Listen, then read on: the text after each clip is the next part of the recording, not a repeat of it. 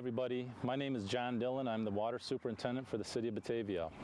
Today's your Municipal Minute for June 16th, 2011. Today we're going to talk a little bit about the City of Batavia's lawn watering regulations. The lawn watering regulations in Batavia are an annual program, so we like to review the restrictions with everybody at least once a year. First of all, the reason we have the lawn watering regulations is really a matter of public safety. Most people are watering the grass during the driest and hottest time of the year. And during this time period, the city water department needs to make sure that we have an adequate supply of water in the water towers for the public's use at home and in addition for firefighting purposes. So the lawn watering regulations are an important part of the city's water conservation program. So what are the lawn watering restrictions? Basically, it's pretty easy.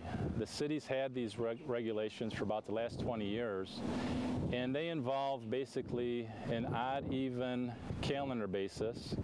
And what that means is that based on the address at your home, whether it's even numbered or odd numbered, ending in an even number or ending in an odd number, those are the same odd or even calendar days that you can water.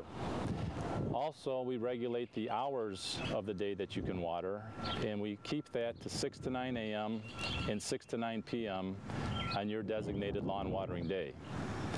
Now, the city does allow handheld hoses for watering trees, shrubs, flowers, that sort of thing at any time.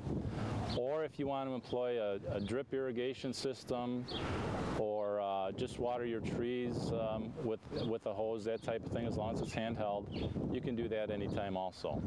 So the main things to remember are the odd even based addresses and the 6 to 9 a.m. and p.m. hours. Now, for anybody that has new sod or seed, that's allowed by permit only. And you're going to have to, if you do have a new lawn or you have to reseed your lawn, you are going to need to go to the Community Development Department downtown at City Hall and get a permit for that purpose. What the permit will allow you to do is water each day for 9 consecutive days following the 6 to 9 a.m. and p.m. regulated hours. The city does not allow any watering during the months of July and August because it's the driest time of the year and it's just too hard to get the sod and seed going and it uses way too much water. So we do prevent any new sod or seed during those 2 months. Now there's a few tests or recommendations for lawn watering we can throw out there to you. Number one is most experts will tell you that most lawns only need about 1 inch of water per week to remain healthy. So even during droughts, you don't really have to water every other day for 2 or 3 hours. Really, lawns are better getting one more extended lawn watering per week, about 1 inch. Put a can, some kind of a can or some other kind of water catching device in your lawn. Turn on the sprinkler, and when you get 1 inch of water in that device, that's really all your lawn is going to need to survive during the summer months. Another thing you can do is, we kind of call it the bounce back method. If you press or walk on your lawn and the grass springs back to life after you walk on it, it probably doesn't really even need water. This has been a very wet May and June months, and as you can see, this lawn is never watered, and it's very green right now and healthy. It doesn't need to be watered. So that's a test. If you walk on it and it kind of crunches and it doesn't spring back, that's an indication that your lawn does need water. We also recommend if you are going to employ a lawn irrigation system that you get a rain sensor device. You can purchase those, so when it's raining outside, the lawn irrigation system's not running. And also, as you set up your sprinklers, keep an eye on where they're actually throwing the water. We see a lot of people that will waste water. It's just running down the curb line or down your driveway, and it's not even really landing on the lawn. And the city will stop people if they see that happening. Now, the offenses for lawn watering, if people are violating the ordinance, we do give out warnings to some occasionally. But when we're in strict enforcement mode, the first offense is $50, the second offense is $100, and they can go up from there. So it is a serious matter to the city, especially during droughts, and we really need to conserve our water. A lot of people don't realize that inside your home, we each use about 75 gallons of water per day. Number one user is toilets. They use 25 to 30% of our daily usage. So Fix leaks, check toilets for leaking. There's a lot of toilet leaks that we go out on, we try to assist our customers, where 9 out of 10 times it's a toilet leak. And there's techniques you can use to check those. You can check the city's website. We have some recommendations on how to do that. Look in the back of the tank, use some food coloring. There's different techniques to check for toilet leaks. Obviously, fix any other leaks you might have in faucets, shower heads, or others. Again, if you're replacing fixtures, look for water sense labels. This is an EPA program.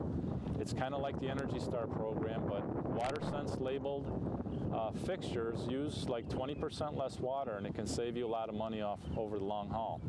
The city actually sponsors a toilet rebate program. The city will give $50 back to homeowners who buy a water sense labeled toilet. Must be purchased in Batavia or be put in by a Batavia plumber. Again, the details are on the city's website if you're interested in that program. A couple other things, we always remind people, wash full loads of laundry and dishes, not half loads. If you can wait till after hours, after the normal peak hours of the day, you'll save the city in the environment on water and electricity. During the off-peak hours, it's always better to do these things if you can wait. And then finally, a simple thing we always remind people, to shut off the water while brushing your teeth or shaving and other things. It all adds up at the end of the day. Then outside, I already mentioned, lawn watering hours. It's best to do it off-peak hours, obviously. Early in the morning is probably best. Position your sprinklers properly. Keep an eye on them. Make sure that they're shooting the water where you want it to be. We always encourage the use of mulch and other around your plants and trees. It helps conserve water, keeps the weeds down, and you won't have to water your trees or bushes quite so much. Keep an eye on leaky hoses and connections outside. We see that sometimes people don't even realize they're leaking outside, and then they get a high water bill, and we go over there, and that could be a reason why. And then finally, on the end of your hose, real common thing, make sure you have a shutoff nozzle on there. We see people sometimes you'll be out washing your car and they don't know where the nozzle is, so they turn on the water and they just throw the hose off the side in the grass while they're washing down their car, and then they pick it up and rinse it. So just something like that common to use a shutoff nozzle on the end of your hose. So anyway, these are just some helpful tips. Again, I encourage you to visit the city's website. If you want to give us a call, our phone number is 630-454-2450. Monday through Friday, 7 to 3:30. Be happy to help you out with any issues you're having with high water bills or any other thing. Again, this was your Municipal Minute for June 16th, 2011.